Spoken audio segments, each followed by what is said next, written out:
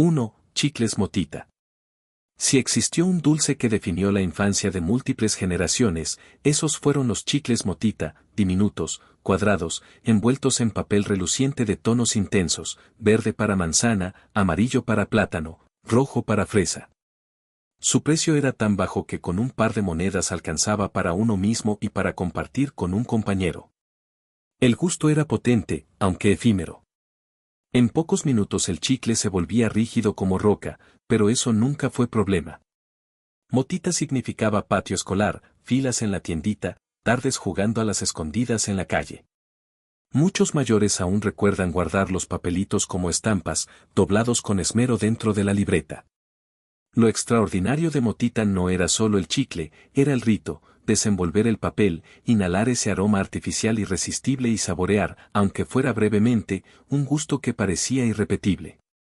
Con la irrupción de chicles más sofisticados, rellenos o sin azúcar, Motita quedó rezagada hasta desaparecer de los anaqueles.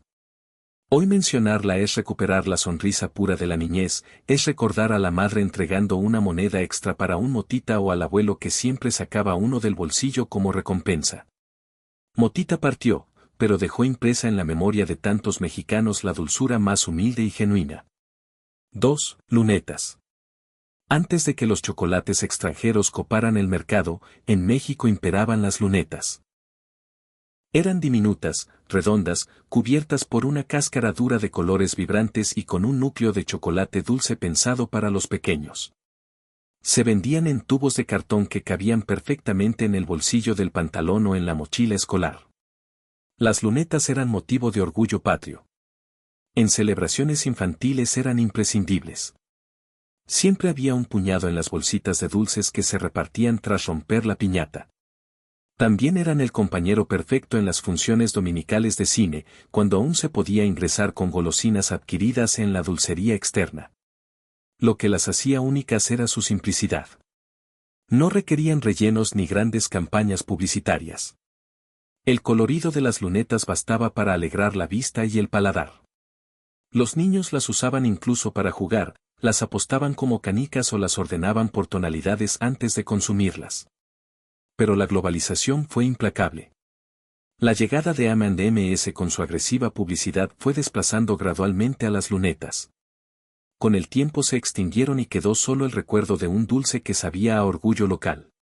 Hoy quien las evoca revive la niñez sencilla, la alegría de los colores en la palma de la mano y el sabor inconfundible de un chocolate que encarnaba la infancia mexicana. 3. Tootsie Pop clásica. La Tootsie Pop aún existe, pero no es igual a la que conocieron los niños de los 70 y 80 en México. Aquella edición original tenía un caramelo duro de sabores potentes como cereza o naranja y en su interior ocultaba un chicle que exigía paciencia para alcanzarlo. La pregunta estrella en los patios era siempre la misma: ¿cuántas lamidas se necesitan para llegar al chicle? Era una paleta de resistencia. No se acababa rápido. Acompañaba caminatas largas hacia la escuela o tardes enteras jugando en la calle. Su envoltura con el célebre indio disparando una flecha era inconfundible al instante. Muchos niños guardaban los papelitos con la figura del indio y la estrella, convencidos de que podían canjearse por premios. La magia de la Tootsie Pop clásica se fue diluyendo con los años. Cambiaron las fórmulas, los tamaños y las presentaciones. Hoy aún hay paletas con el mismo nombre, pero no generan la misma emoción que aquellas que parecían durar una eternidad en la boca. Recordarlas es traer de vuelta cumpleaños con mesas repletas de dulces, piñatas estallando en confeti y la risa de los niños compitiendo por ver quién llegaba primero al chicle del centro. Una paleta simple, pero con el poder de marcar toda una generación.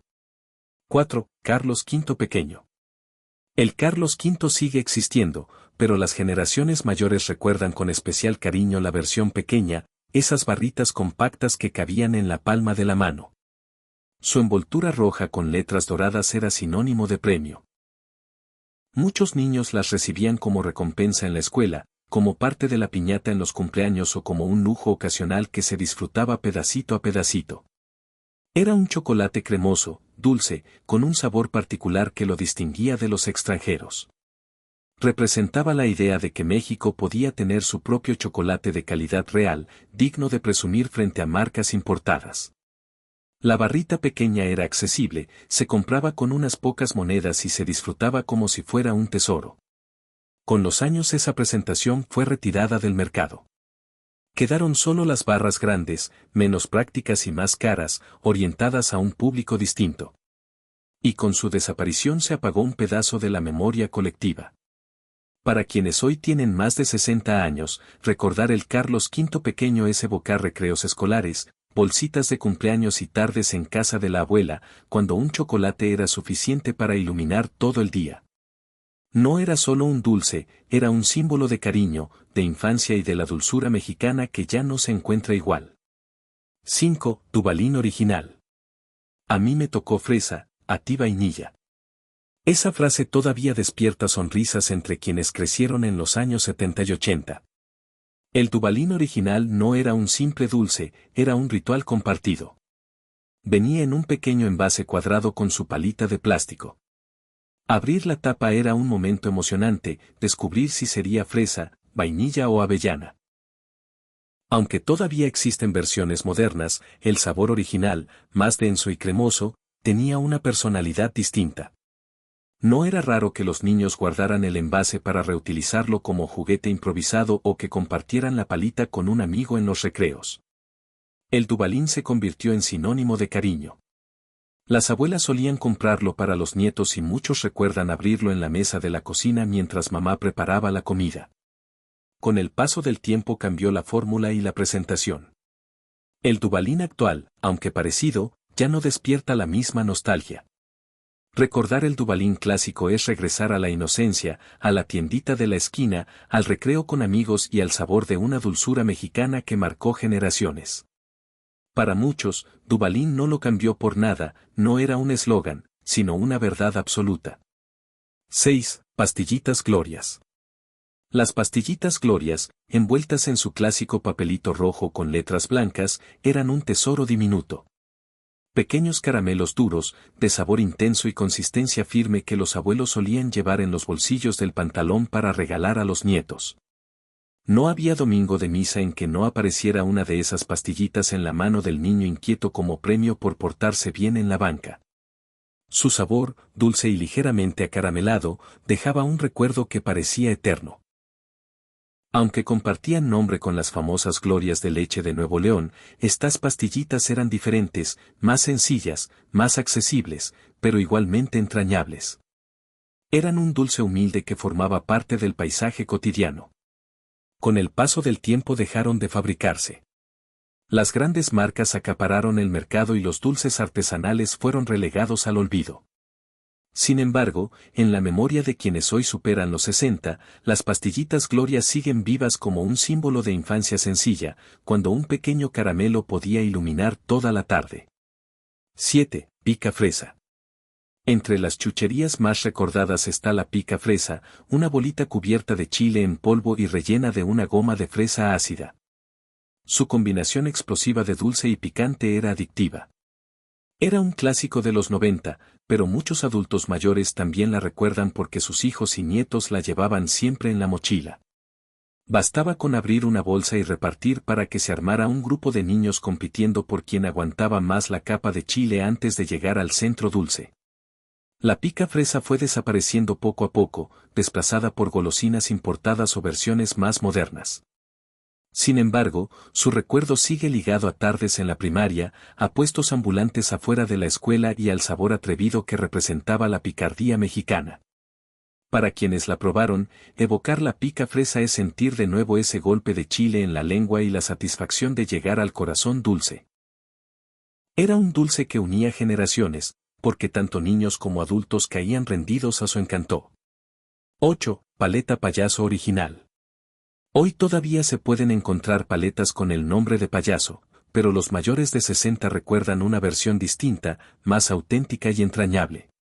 Era una paleta de malvavisco recubierta de chocolate adornada con gomitas que simulaban la cara sonriente de un payaso. El simple hecho de abrir la envoltura era un acto festivo. Muchos niños lo recibían como premio en cumpleaños o como sorpresa al salir de la escuela. Las abuelas solían comprarla como detalle especial, pues no era tan barata como otros dulces.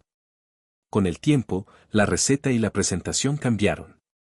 El malvavisco ya no tiene el mismo sabor, el chocolate es más delgado y las gomitas parecen distintas. Los que crecieron con la versión clásica aseguran que aquella paleta era más generosa y sabrosa. Recordar la paleta payaso original es revivir las fiestas infantiles, las ferias de pueblo y los momentos en que un dulce podía hacer olvidar cualquier tristeza. Fue más que un producto, fue un icono de la dulzura mexicana de otras épocas. 9. Palelocas. Cerramos con las entrañables palelocas, paletas de caramelo que venían en formas divertidas, caritas, animales o figuras geométricas que parecían juguetes. Su atractivo no era solo el sabor, sino la diversión que ofrecían. Eran baratas, accesibles y siempre presentes en las tienditas de barrio. Los niños las compraban por montones, no tanto por el caramelo en sí, sino por la emoción de comparar qué figura le había tocado a cada quien.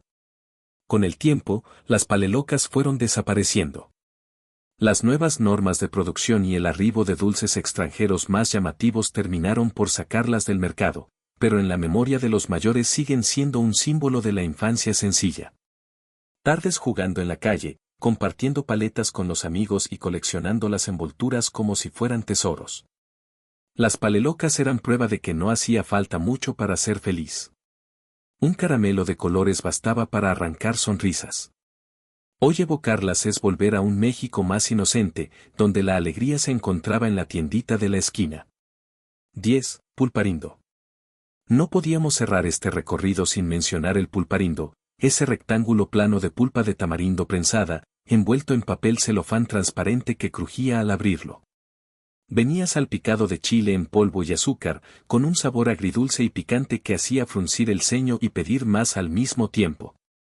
Era el dulce de los valientes, lo comprabas en la tiendita por unas cuantas monedas y lo compartías a escondidas en clase, pasando el pedazo envuelto en servilleta para no manchar los cuadernos.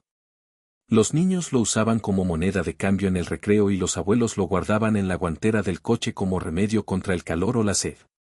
Su textura pegajosa se adhería a los dientes, pero eso era parte del encanto. Duraba lo suficiente para acompañar una tarde entera de juegos.